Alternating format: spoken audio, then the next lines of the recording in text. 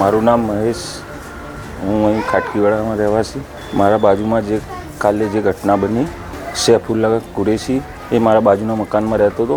એ હવે રાતે ફોન મચેડતો, રાતે ફોન યુઝ કરતો હતો. એ અમને કંઈ ખબર નથી.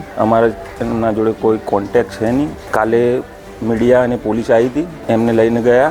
હોબાળો થયો ત્યારે અમને ખબર પડી. બાકી એનાથી વિશેષ કંઈ જાણતા નથી.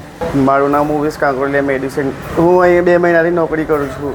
હું કાલ પોલીસ આવી ત્યારે મને ખબર પડી કે સોશિયલ મીડિયામાં એનું ગ્રુપ ચાલતું હતું અને હું આગળ બેસું ને પાછળ બેસતો હતો. હું અહીંયા 2 મહિનાથી નોકરી કરું છું. એ 2 વર્ષથી નોકરી કરતો હતો. મને કાલે ખબર પડી કે એ સોશિયલ મીડિયા પર આ ગ્રુપમાં કામ કરતો હતો અને મારા સીટને બી કાલે જ ખબર પડી. અને તમે ફ્રી પડ્યા હોય ત્યારે ફોન પર કંઈક ફ્રી પડ્યો એટલે ફોન લઈને બેસે 2-1 અડધો કલાક ખાલી 2.5 થી 3. બીજું એના વાળા મને કંઈ ખબર નથી.